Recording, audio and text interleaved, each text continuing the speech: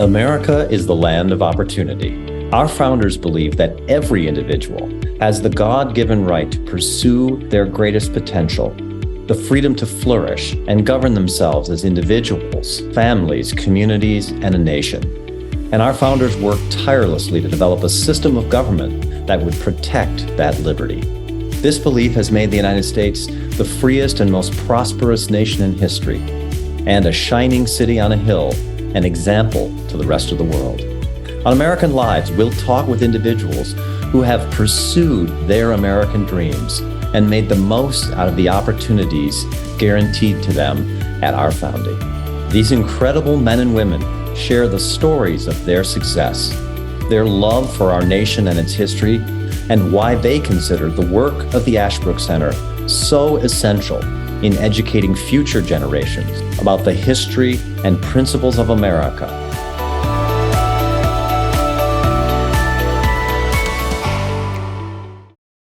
I want to welcome everybody to this episode of American Lives. On this podcast, we explore in conversation with men and women the important principles of America, what those principles mean for today, and how we can join together to preserve and strengthen those principles. I'm joined today for our conversation by an old friend of mine and of the Ashbrook Center, Pete Peterson. Pete is the Dean of the School of Public Policy at Pepperdine University in Malibu, California. He, as I said, is a longtime friend of Ashbrook and in fact now serves as the chair of Ashbrook's National Advisory Board on Civic Education. Pete, thanks so much for joining us on American Lives. Great to be with you, Jeff. The School of Public Policy at Pepperdine, I think it is, as suggests, the 25th anniversary of this really interesting, unique place that you have the privilege of being the dean of. Tell our listeners who may not be familiar, what is the School of Public Policy? What's its mission? And I'm struck by your motto, see things differently from here. Yeah. Well, I'll just start with that last part, seeing things, whether it's one's career or politics or policy differently from here, is just a nod to our just breathtaking location here in Malibu, but also this view of public policy education, which is one that takes the American founding and the broader liberal arts and great books very seriously and integrates it directly into our curriculum. We are a 2-year Masters of Public Policy program, and in that, we're one of about 200 graduate policy programs in the US, but I would argue we're distinctive in that we do take this more holistic liberal arts approach to what is generally seen to be a purely quantitative, technocratic degree. Why do you want to root your students in great books, big ideas, big principles? As you say, so much of advanced degrees in public policy have moved away from any of that kind of study and thinking. Well, I think it goes back to our founding. You're right that we are in the midst of our 25th anniversary year, and that's prompted me to go back to some of our founding documents. And one of the conversations that I was made privy to was one of the earliest meetings of a blue ribbon panel back in the mid-90s that was exploring even the possibility of launching a graduate policy program here at Pepperdine. And chairing that was the late, great social scientist, James Q. Wilson. And it was Wilson who asked a very provocative question at the beginning: what is public policy? And in some ways, it seems like a simple question. We see public policy all around us, but what he intended by that was whether we stress the public part of public policy or the policy part of public policy. Oh, that's an interesting question. Right. Because if you stress the public part, then you definitely have to get into these core American questions about the role of citizens, the role of civil society, the role of governing institutions and their right ordering from local up to state and federal. And that really was the genesis of the curriculum here, which, as as we're discussing, combines a look at the American founding, not as a venture into history, but an understanding of why public policy creation in America is different than in other places. It's fascinating. So what kind of authors, what kind of thinkers, what kind of statesmen do your students encounter in their curriculum? Well, they're certainly in the great books is one of our core courses, and you're connecting to everyone from certainly Plato and Aristotle up through Machiavelli into Marx, and then looking at Tocqueville and certainly some more modern writers and theorists in the 20th century. And even into the 21st, we've started to incorporate work by Thomas Sowell and certainly Jonathan Haidt, a social psychologist who's looking at some of these issues around political polarization. And when you get into the Roots of American Order course, we're starting right with the Federalist Papers and working our way through the major constitutional crises in American history, from the founding to the Civil War to the Great Depression into World War II, and then exploring the Great Society, and then following to really get into how the founders intended and how history and events have changed this relationship between governing institutions and citizens. It's fascinating. So it's both broad but also deep in thinking seriously about sort of the philosophical foundations and underpinnings of public policy.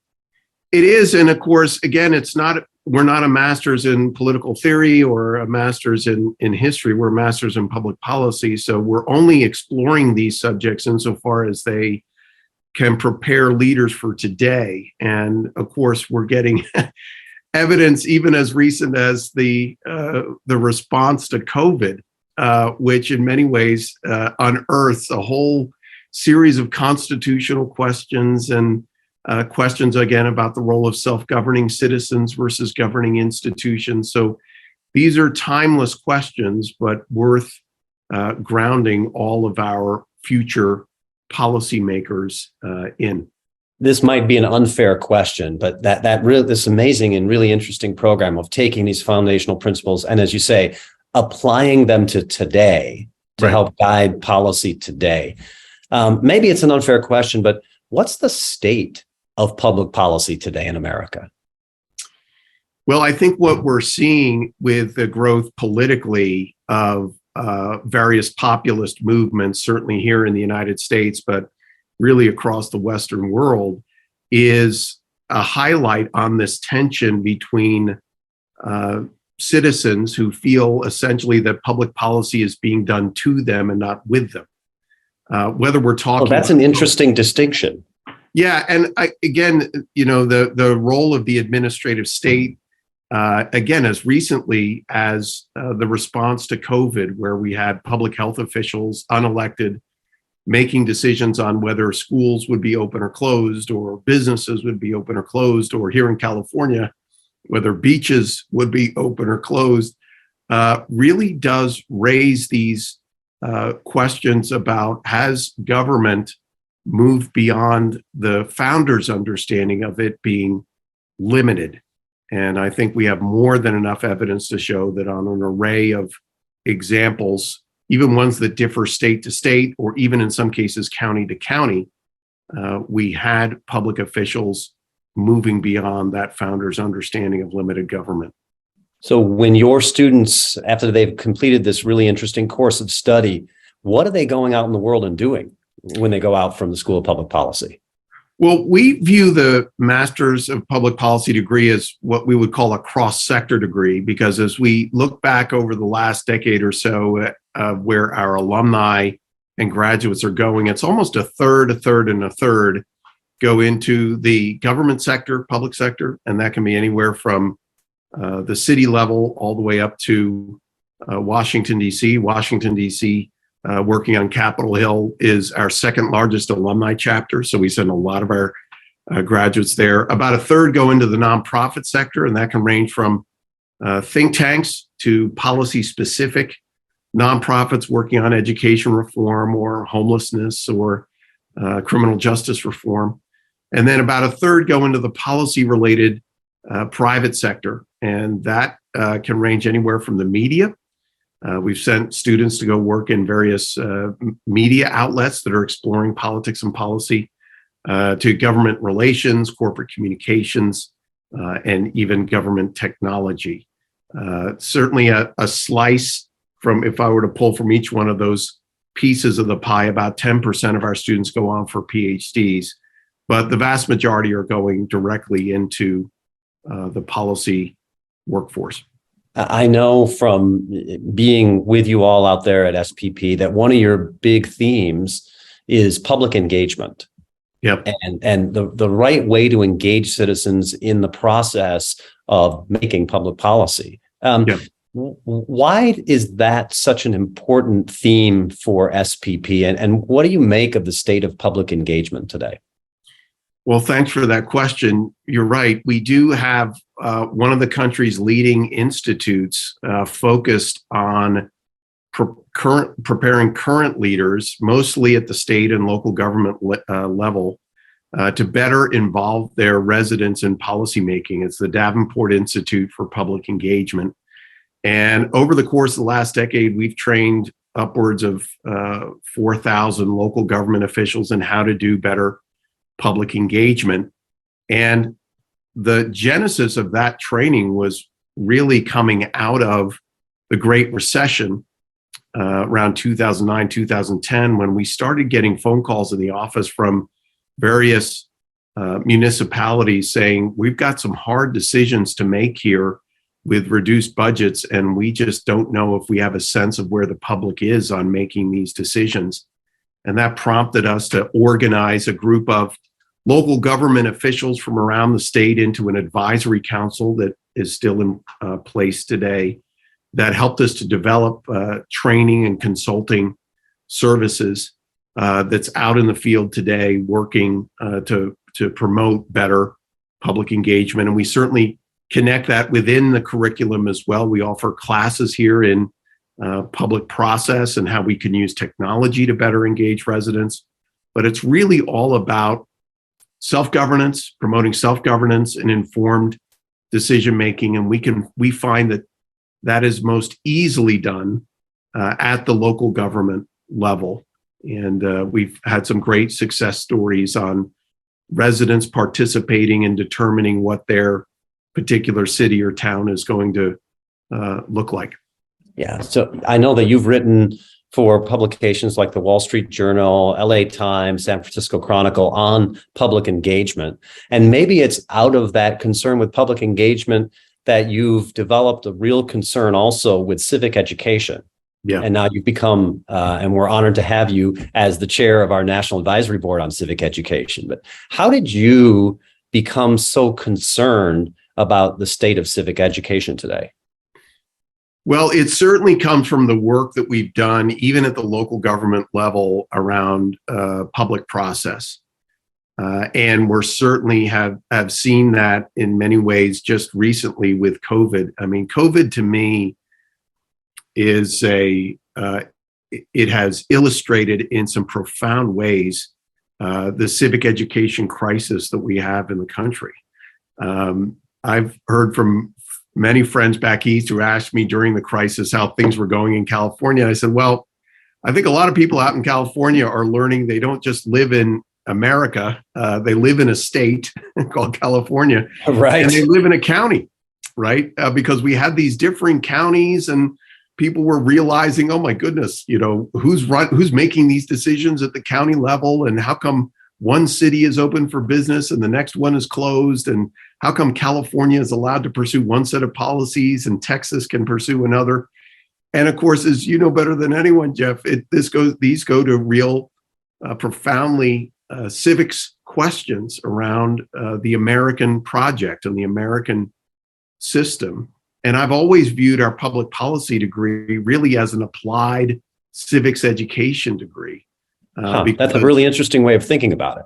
Yeah, because it really is about applying the American experiment in toward and against today's public policy challenges. And to do that effectively, to engage residents in making those decisions, requires that they have an understanding of how this system works and the responsibilities that we all have as citizens to engage in policymaking, from the voting booth all the way to some of these very in-depth public processes about determining land use planning and these kinds of things at the more local level. So the importance of civics education has only been revealed by what we've seen in the country over the last few years. Mm-hmm. And what have you found, and you've worked with us for a while now at the Ashbrook Center, what have you found that has been valuable in your mind about what Ashbrook has been doing? Well, I'll start by saying that we have a student recruiting relationship with Ashbrook. So we want the college students that are coming up and through your programs, and even to start them in high school, to make them aware that there's a program like ours out here. The students that come through your programs are just so perfectly prepared to take advantage of the graduate education that we offer here. So that's one. But nobody is doing the high school teacher education and preparation like Ashbrook. I mean, the importance of doing the engaging high school teachers with your coursework, both in the degree programs, but also in these shorter courses, is just so important. I mean, we're seeing this now here in California. I mean, the state of civics education in California has become utterly ideological.